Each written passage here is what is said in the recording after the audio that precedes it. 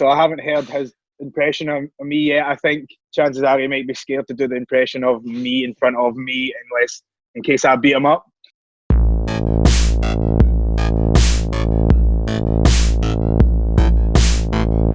So how's it going? The first thing we need to address, that magnificent beard. For a lot of people that haven't seen you on social media, they might not actually recognise you because the beard has just come out of nowhere. The first thing I need to ask that everybody will be dying to know, is that staying once you're back in the ring, or is it coming off when you get back to competing? Unfortunately not. This beard is a means to an end, and it's part of a lifestyle that I've been living since lockdown began. I have playfully called this period of my life a prison mentality experience. When lockdown started, I knew that I had to double down in order to stay focused and not get distracted with all the external stuff that's going on, and stay focused on the goals in hand. So this has really helped kind of contribute to the tunnel vision. So, I mean, I get one phone call a day.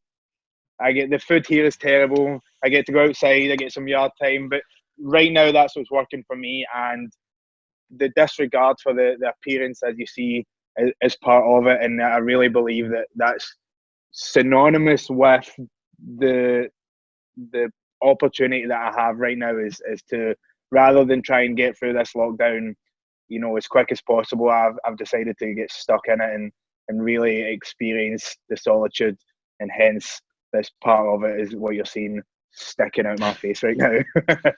I like how you're taking that as a kind of method acting approach. I've got a few more lockdown related questions, sadly, before we go into the fun stuff. The second one I need to ask, and I did mention there, for people that don't follow you online, they might recognise you, but the reason they should be following you online is I seen a little video you posted earlier, I think it was actually last night, where you demanded competition. You said NXT UK has to give you competition. You're aware that you can't wrestle at a social distance, but you challenged, I believe, Walter to an eating contest. The Irish ace Jordan Devlin to poker, amongst other card games, and Tyler Bate to snakes and ladders. I want to take you out of that box and say, not restricting yourself to NXT UK, if you can challenge anyone in the world to a non-wrestling match, what kind of match are you choosing and who are you challenging? It would be FIFA. Has to be a game of FIFA. And if I have to challenge anyone in the world right now, are we talking non-wrestling here? Or are we talking wrestling specifically? Whatever you want.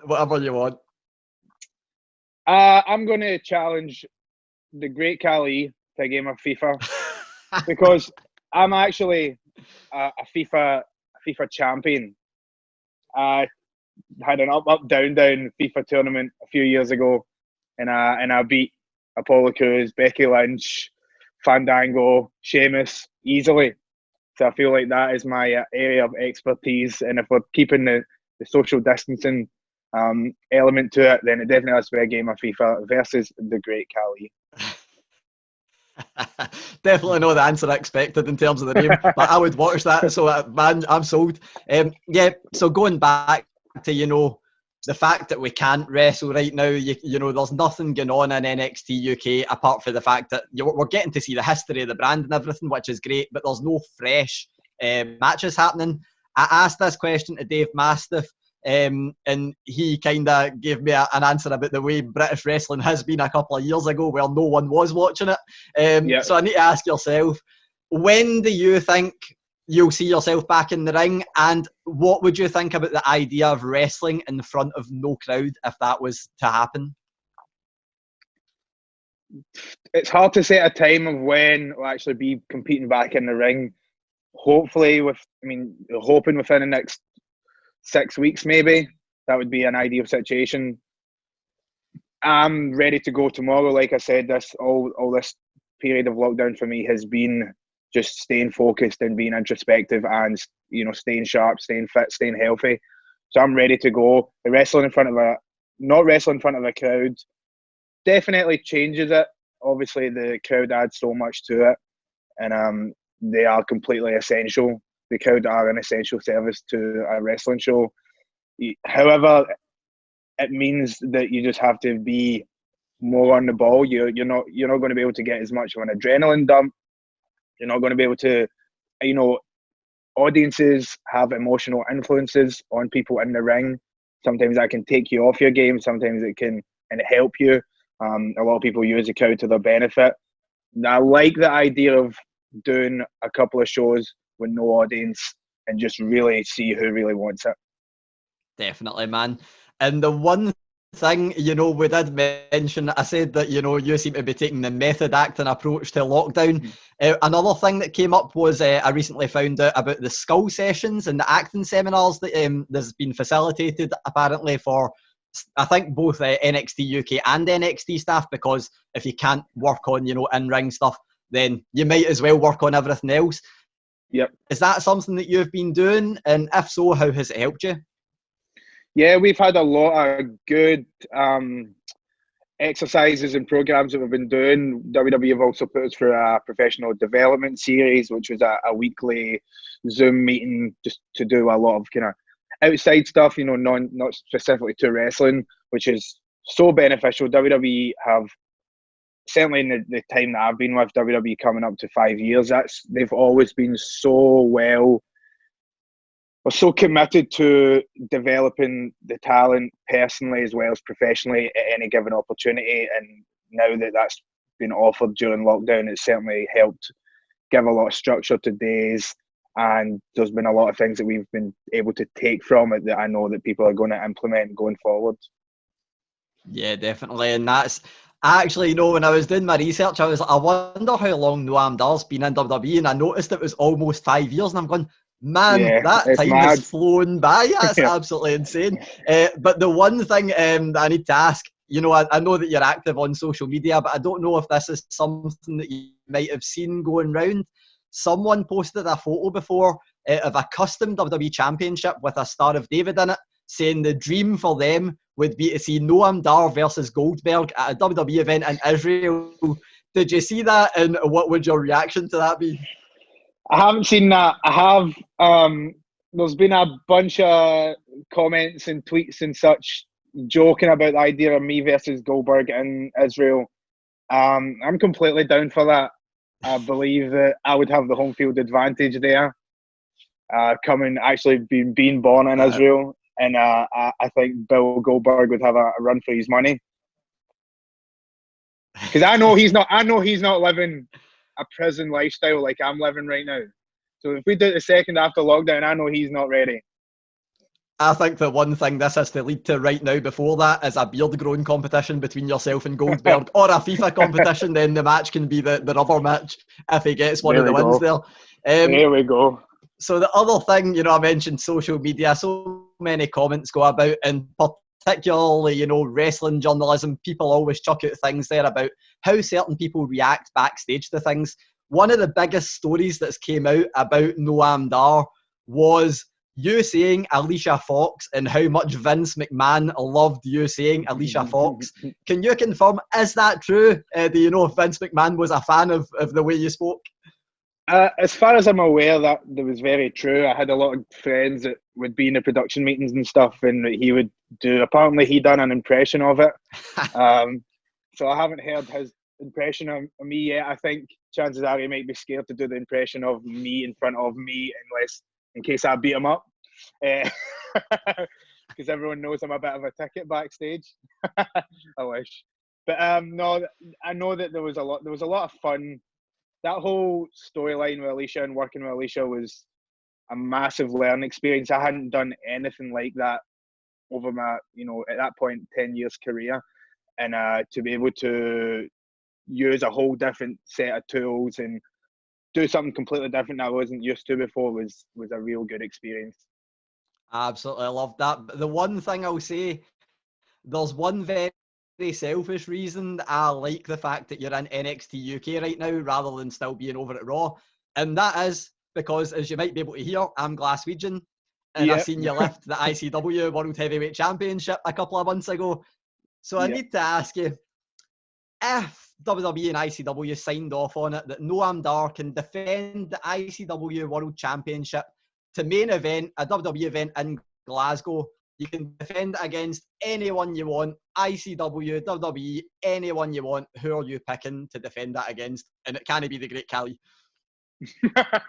Well, the interview's over. Next question. Next question.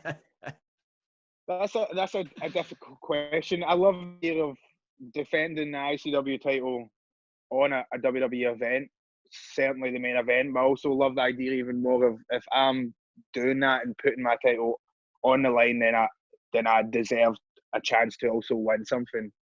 So in that case, I would like to do myself versus Walter, NXT UK Championship versus ICW Championship. Winner takes all. I'm a gambling man. The odds might not be in my favour, but I like a gamble. I like a punt on the horses. I certainly like a punt on myself. So that's the match that I'm making in that fantasy situation. Yeah, again, you can chuck in your chicken leg eating competition beforehand as well, and just hope it's too full to move about. You'll be sorted. Soften them up. That sounds like a perfect main event for a takeover Glasgow as well. If that ever happens in the future, I'll just chuck that in there. But yeah, the one thing we mentioned a wee bit of fantasy booking there. You've already called it the Great Khali, and we've mentioned Goldberg, we've mentioned Vince McMahon and Walter. This is a question asked Sheamus, and I feel like you're the perfect question to ask it back to, because his answer was very much related to Scottish football. So we can do a match. We've spoken about Glasgow events. We can do a match with Noam Dar and a footballer of your choice, past or present, against any other WWE superstar and any other footballer. Who are you wanting to get in the ring with for that star-studded tag team match? So, if we're having a match, I'm going to have to choose. I think I might choose Vinnie Jones, right? I know it sounds random. It's so random. But it might be to do with the fact that I watched Mean Machine a couple of weeks ago. Like I said, living the prison lifestyle, I'm only allowed to ingest entertainment that is in a prison format. So I've watched The Mean Machine, The Longest Yard, and Prison Break on repeat. That's it. So the Vinnie Jones is a hard man, and I reckon he would show up when you need him. And it also keeps a lot of the negative sectarianism out of it. Unfortunately, like a lot of these fun fantasy questions I've had in the past have led to like waking up to abuse on Twitter from people. So I mean, as much as it is a good laugh, I'm going to say Vinnie Jones, and it would definitely have to be against Sheamus. And who did he pick? He picked Virgil van Dijk. Right, okay, I thought he would. So I mean, that is a good choice, but 100% Vinnie Jones could batter Virgil van Dijk. Vinnie Jones has appeared at a WWE event as well. I don't think Virgil van Dijk has, so he's definitely got a wee bit that home field advantage we mentioned earlier. There we go. I've got two last I've got two last questions I need to ask you. We have spoken a bit about Noam Dar. Sadly, I'm going to take us away from Noam Dar for these last two questions. We're obviously talking before WWE Backlash takes place. There are two matches happening on that card that I want to talk about. The first one is the greatest wrestling match ever. What are your thoughts on that tagline, and can Edge and Randy Orton deliver what the tagline is promising? I think it's an exciting tagline, and specifically Edge and Randy Orton are two guys who have developed through WWE and came up through WWE kind of relatively at the same time.